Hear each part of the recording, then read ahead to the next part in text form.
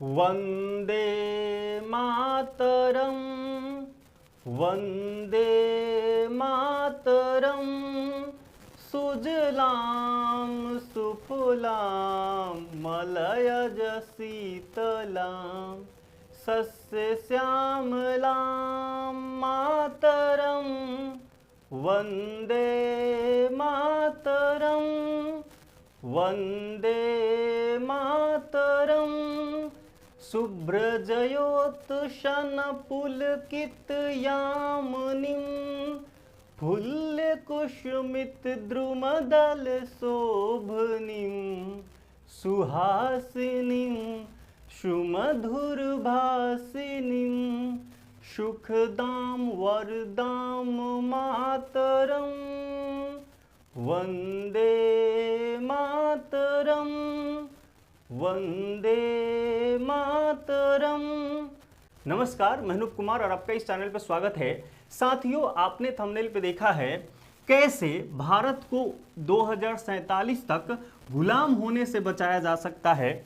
आपको ध्यान होगा, मोदी गवर्नमेंट ने, अभी वर्तमान की भारत सरकार ने 2047 तक भारत को विकसित राष्ट्र बनाने का संकल्प लिया है और ये होना भी चाहिए, बहुत जरूरी है। पर प्रश्न ये है कि क्या हमारे जो रास्ते हैं वो इस दिशा में आगे बढ़ रहे हैं? तो हमने अपने रिसर्च में कुछ पाया है। अगर वो हो जाता है तो भारत निश्चित ही एक सशक्त राष्ट्र के रूप में उभरेगा। इसके अलावा अगर ये नहीं होता है तो हम 2047 में अलग अलग तरीके से गुलाम हो जाएंगे। पहला, पॉलिटिकल पार्टिसिपेशन। साथियों, किसी भी देश को अगर ज्यादा से ज्यादा स्वतंत्र होना है, उस देश के नागरिकों को ज्यादा से ज्यादा स्वतंत्रता का आनंद उठाना है, तो उसमें पॉलिटिकल पार्टिसिपेशन होना चाहिए, आम जन का पार्टिसिपेशन होना चाहिए। आपको याद होगा, जब देश को ब्रिटिश से आजादी दिलाया गया तो उसमें महात्मा गांधी ने भांति भांति के जो लेवल्स थे, अलग अलग जो तबका था, सबको उन्होंने जोड़ लिया और असहयोग आंदोलन को भारत का प्रथम जन आंदोलन कहा गया। और उसके बाद उन्होंने सविनय अवज्ञा आंदोलन और भारत छोड़ो आंदोलन जैसा उन्होंने आंदोलन चलाया। तो इसमें जो लोगों का पार्टिसिपेशन था वो बढ़ता चला गया। और भी कई एस्पेक्ट है, उन सबको अगर मिला लें तो पॉलिटिकल पार्टिसिपेशन बढ़ा और फाइनली भारत 15 अगस्त 1947 को आजाद हो गया। तो वर्तमान समय में क्या हम उस प्रकार के पॉलिटिकल पार्टिसिपेशन कर पा रहे हैं? तो अभी देखिए, उस प्रकार के पॉलिटिकल पार्टिसिपेशन करने की कोई जरूरत नहीं है। समय, स्थान, परिस्थितियां अगर बदलती है तो हमें उस हिसाब से जाना चाहिए। अन्ना हरेंट को हम याद करते हैं। अन्ना हरेंट ने कहा था कि अगर हम पॉलिटिकल पार्टिसिपेशन कम कर देंगे तो देश की जो अथॉरिटी होती है, गवर्नमेंट होती है, वो टोटलिटेरियन में बदल जाती है, सर्वाधिकारवादी हो जाती है। तो नागरिकों को ज्यादा से ज्यादा पॉलिटिकल पार्टिसिपेशन करना चाहिए, सक्रिय भागीदारी करना चाहिए राजनीति में। तो अगर हम राजनीति में भागीदारी नहीं करेंगे तो हम 2047 तक उम्मीद कुछ भी कर लें, लेकिन जो गवर्नमेंट है वो टोटलिटेरियन में धीरे धीरे बदलती चली जाएगी। आपको एक घटना याद दिलाते हैं। 1975 में 25 जून को देश में इमरजेंसी डिक्लेयर कर दिया गया था। इससे पूर्व अगर देखें तो इंदिरा गांधी के आमने सामने बड़े लीडर नहीं थे और उसके बाद जो भी थे उनको दबाया गया और पॉलिटिकल पार्टिसिपेशन धीरे धीरे कम हो गई थी। तो जब पॉलिटिकल पार्टिसिपेशन कम होता है तो टोटलिटेरियन का जन्म होता है। हमारे देश के आसपास के जो भी देश हैं, उन देशों में देखिए, बांग्लादेश में चीजें बदल गई है। पाकिस्तान की क्या ही बात करना, वहां तो कभी भी डेमोक्रेसी से मिलिट्री कब आ जाती है रूल में, कोई पता नहीं चलता, है ना। तो आसपास के जो हमारे देश है उसको आप देख पा रहे हैं। तो क्या उसमें पॉलिटिकल पार्टिसिपेशन उस लेवल पे हो रहा है? किसी भी देश में अगर पॉलिटिकल पार्टिसिपेशन घटेगा तो देश गुलामी की स्थिति में जाएगा। अब एक गुलामी जो है, औपनिवेशिक काल का समय अभी नहीं चल रहा, अभी उससे आगे का समय आ गया है। तो ऐसा नहीं कि कोई दूसरा देश आके रूल करेगा। हमारे ही देश में अलग अलग प्रकार के टोटलिटेरियन स्थिति आ सकती है और एक जो पीपुल डेमोक्रेसी है या फिर अगर हम कहें कि रिपब्लिक है, वो चीजें बदल सकता है। चाइना में देखिए रिपब्लिक नहीं है, वो केवल एक डेमोक्रेसी के रूप में रह गया है। अगर रसिया की बात करें तो वो भी रिपब्लिक नहीं है, वो सोशलिस्ट और कम्युनिस्ट पॉलिटिकल सिस्टम है। और अगर विकसित राष्ट्रों की बात करें, जैसे यूएसए लेते हैं, हम फ्रांस और ब्रिटेन की बात करते हैं, तो वहां पे क्या है कि वो विकसित हो चुके हैं, वहां की जनता में ये पॉलिटिकल पार्टिसिपेशन करने की आदत सा हो गया है और लंबे समय से हुआ है। भारत एक विकसित राष्ट्र न होकर ये विकासशील है, थर्ड कंट्री की संज्ञा दी गई है कई के द्वारा। तो अगर हम थर्ड कंट्री है, विकासशील है, ऐसे में बड़ा सजग रहने की जरूरत है, फूंक फूंक कर कदम रखने की जरूरत है कि हमारा पार्टिसिपेशन बढ़े न कि घटे। अगर एसएससी प्रोटेस्ट की बात करें, नीट प्रोटेस्ट की बात करें, किसान आंदोलन की बात करें, इसमें पॉलिटिकल पार्टिसिपेशन करने की भूमिका निभाई गई।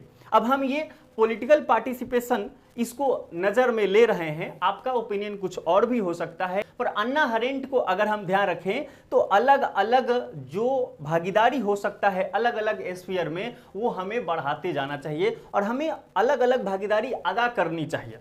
तो अगर हम एसएससी के प्रोटेस्ट कर रहे हैं और उसमें हम सिस्टम से प्रश्न पूछ रहे हैं तो ये पार्टिसिपेशन है। अब इसको अलग अलग आप नाम दे दीजिए। तो अगर हम पार्टिसिपेशन करते हैं तो हमारी स्वतंत्रताएं बढ़ती है, घटती नहीं है। तो हमें पॉलिटिकल पार्टिसिपेशन करना होगा, ये बहुत ही जरूरी है। अलग अलग देश में जैसे जैसे पॉलिटिकल पार्टिसिपेशन घटता है तो वो देश, उस देश की सरकार टोटलिटेरियन में बदलती चली जाती है। हमारे देश में एक और संकट है, हमारे देश में पॉलिटिकल पार्टिसिपेशन एक तो कम होता है, मेरे हिसाब से कम हुआ है और बढ़ना चाहिए, बहुत जरूरी है। अब हम बहुत आगे से ग्रोथ होते चले गए हैं, मोदी गवर्नमेंट के नेतृत्व में देश बहुत तरक्की कर लिया है, तो तुलनात्मक रूप से अब हमें ज्यादा पॉलिटिकल पार्टिसिपेशन करना है। 1990 का अब ये समय नहीं है, ये 2000 का समय नहीं है, ये 2010 नहीं है, ये 2025 आ गया है और देश बहुत आगे चला गया है ग्रोथ के रूप में। तो हमें पॉलिटिकल पार्टिसिपेशन को इससे ज्यादा करना होगा। अगर हम पॉलिटिकल पार्टिसिपेशन करेंगे तो चीजें आगे जाएगी। संकट ये हम आपको इंगित करना चाहते हैं कि भारतीय एक्टिव पॉलिटिक्स जो है उसमें अनपढ़ लोगों की संख्या, क्रिमिनलाइजेशन ऑफ पॉलिटिक्स होता जा रहा है, जो बुरे प्रवृत्ति के लोग हैं उनकी संख्या बढ़ती जा रही है।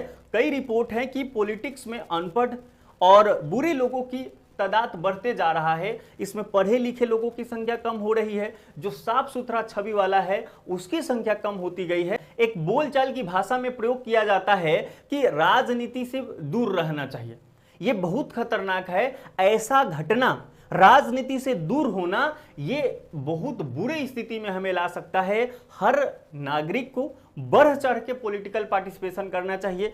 अभी जो राष्ट्रीय पर्व होते हैं उसको मनाना चाहिए, कभी अगर गलत होता है तो सरकार से प्रश्न पूछना चाहिए।